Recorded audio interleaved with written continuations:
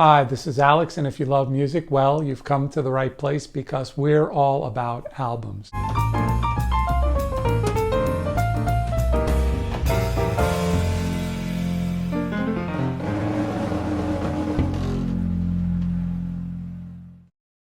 After the introduction of CDs in the 1980s, vinyl sales kept dropping year after year until the 1990s when it was pretty hard to get new releases out on vinyl.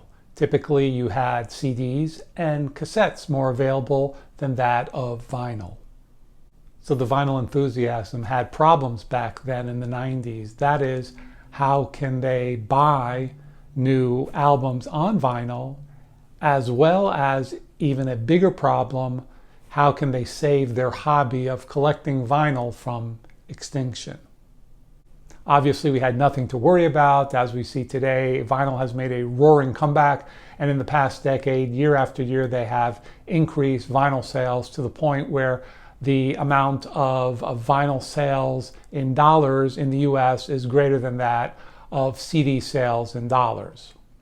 So it seems now it's the CD collector who appears to be a little less fortunate. However, in the last year, CD sales have increased for the first time in many years.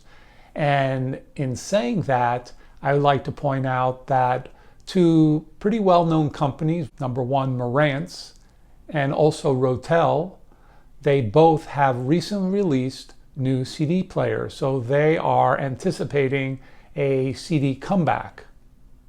But now, those of us who collect vinyl may be facing a new problem. There's going to be a decrease in value of your vinyl records, probably because of the baby boomers. Can boomers really hurt the resurgence of vinyl as well as the value of your vinyl collection? As I have just stated, what is there to worry about? For at least a dozen years, vinyl sales have been roaring back, and more people are collecting vinyl. We even have now young people entering the hobby of vinyl collecting, and that speaks great for the future of vinyl. There are more and more artists who want to have their releases come out on vinyl. Some are even insisting on it, especially people like Jack White. So why am I saying there may be trouble brewing? Well, the trouble may be the retiring audiophile. What do I mean by that? Well, I'm talking about those audiophiles with large record collections who are approaching retirement age or just towards the end of their lifespan. Some of the oldest boomers are currently closing in on 80 years old, and the youngest boomers are now over 60.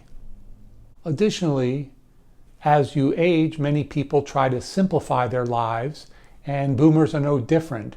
And things like vinyl collecting takes up a lot of space, and they may want to either get rid of their collections or at least reduce the number of albums in their collection. So what are the retiring audiophiles' options? Well, first they can give it to a relative. However, when the collection is rather large, the relative may not have the space for the vinyl, or they may not even have the components necessary for the vinyl collection. They may not own a turntable or electronics. And also, the boomers had a certain taste in music, and the relatives, especially younger relatives, may not have their same taste in music. Second option is to donate your collection. You can donate them, say, to a library, a university, or even donate them to places like a Goodwill Center. The third option is that the retiree or the relative may turn around and want to sell their record collection.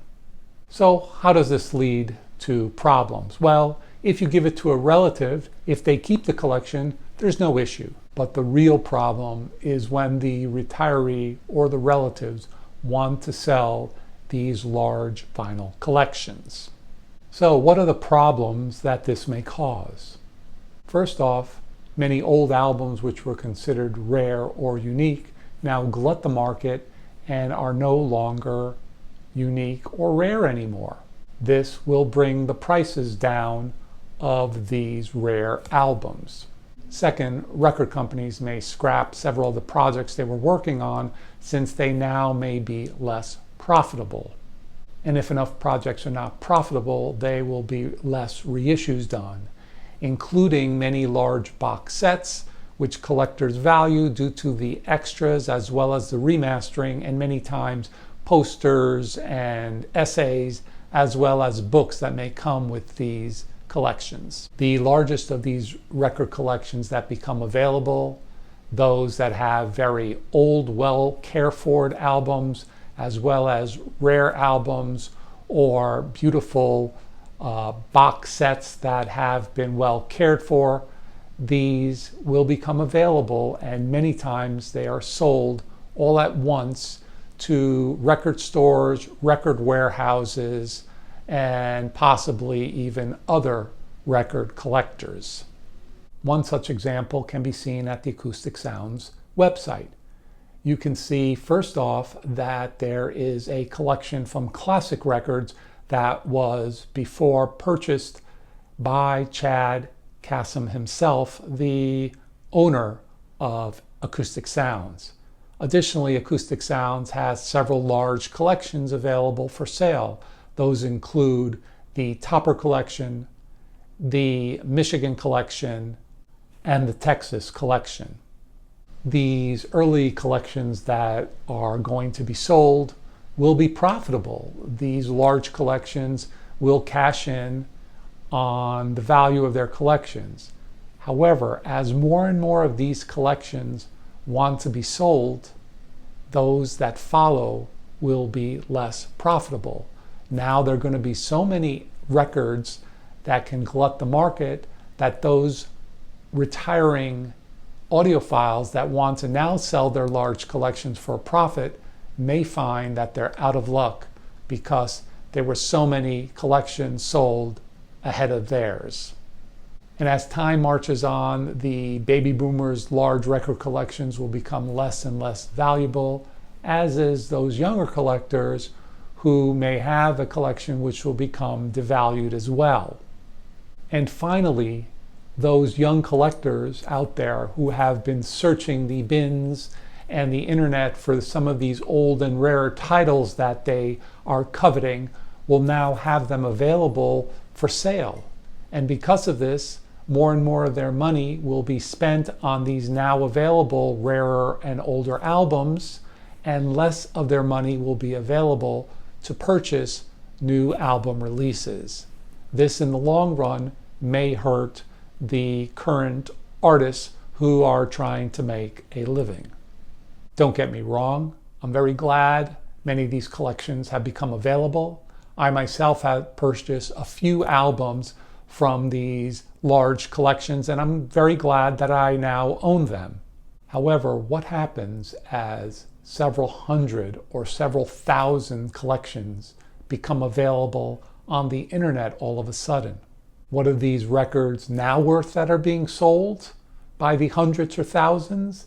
And what is your collection now worth as well? So the question becomes, who will really care? And personally, I won't be one who cares much. And why is that? Well, I buy albums not because I am a true collector. And what I mean by a true collector is someone who wants to be complete of an artist, have every one of their albums, even rarities, or is a record collector who is purchasing albums due to their value. I buy an album because I want to listen to the album, and no matter how rare or valuable the album may be, I will be playing that album on my turntable. On the other hand, I do know that this is going to bother a lot of viewers out there who have large record collection and have invested a lot of time as well as a lot of money into their collections. I would say that I do own some valuable records, but this is by accident. I bought the record originally because I wanted to play it, and it just so happens over time it became valuable. For example, back in the 1970s, I didn't know who Mobile Fidelity was, but I ended up buying a version of the Grateful Dead's American Beauty, an album I truly love. And someone told me, hey, you should buy this version of the album because it sounds great. You're really going to love it. And I ended up buying it. It cost a lot of money back then, probably spending $25 on the album, where other albums at the time were selling for maybe $7. So that was a big investment. And now, looking on the internet, especially like a place like Discogs, the value of the album is several $100s today. So if I'm not worried, who should worry? Well, first off, those baby boomers who wanted to cash in on their record collections to help with their retirement. Second are the record collectors who are true collectors, who are amassing collections due to the intrinsic value of these rare and unique albums.